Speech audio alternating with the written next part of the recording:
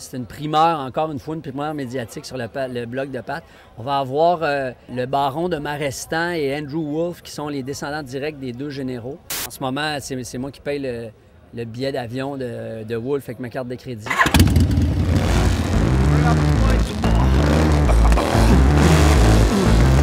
Donc, Bill, je sais que Batlam et toi, vous allez travailler sur le moulin à Parole. Oui.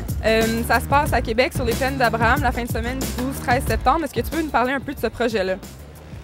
Bien, on est là-dessus depuis 2 mois. Il s'agit grosso modo de commémorer la bataille des Plaines, le 250e de la conquête, par 24 heures de parole qui racontent l'histoire du Québec à travers des textes significatifs. Donc, ça va des découvertes d'explorateurs à des mandements d'évêques, à des textes poétiques, historiques, des discours politiques, tout ça. Puis on a demandé à environ 80 personnes de venir lire des textes. Donc, il va y avoir des politiciens, des gens d'affaires, des syndicats, des artistes, des lecteurs, en fait, des bons lecteurs.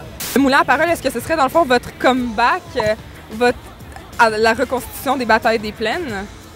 Bien, c'est sûr qu'il y avait un vide. Hein. Quand la bataille a été annulée dans la controverse, après ça, puis personne ne voulait toucher à ça.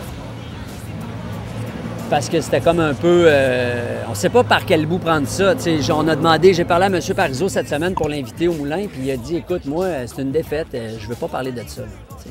Donc lui, il ne veut pas en parler. Il pense que ça commémore dans le silence. T'sais. Puis je partage son avis. C'est plate pour nous autres, mais lui, c'est comme ça. On va avoir le baron de Marestan et Andrew Wolfe, qui sont les descendants directs des deux généraux, qui vont être là pour lire des lettres de Wolfe et de Montcalm. Ces deux-là, on peut les attendre vers quelle heure? Est-ce que c'est une surprise ou tu pourrais nous dire... Ça va être vers le début parce que c'est chronologique. Donc, ça commence avec les Wendat, les Amérindiens. Après ça, on arrive à Jacques-Cartier. Après, il y a toute la période de la Nouvelle-France. Puis après ça, c'est la bataille. Les autres, ils vont arriver, ils vont lire des lettres des journaux là, de Wolfe et de Montcalm qui parlent de la bataille, comment ils voyaient ça, eux autres. Ils ont fait un montage alterné avec un citoyen de Québec qui, lui, était assiégé et puis bombardé. Fait que ça devrait arriver dans la première heure. Tu m'as dit que ça fait quoi, 2 mois que vous travaillez là-dessus? Donc, est-ce qu'il y a quelqu'un qui a fait une collaboration qui est remarquable? Bien, il y a Brigitte N15, la metteur en scène, qui travaille d'arrache-pied avec moi, Snou, Yannick Saint-Germain à la logistique. Mais là, on est toute une équipe. Là. Il y a peut-être une 20aine de personnes dans l'organigramme du moulin en ce moment.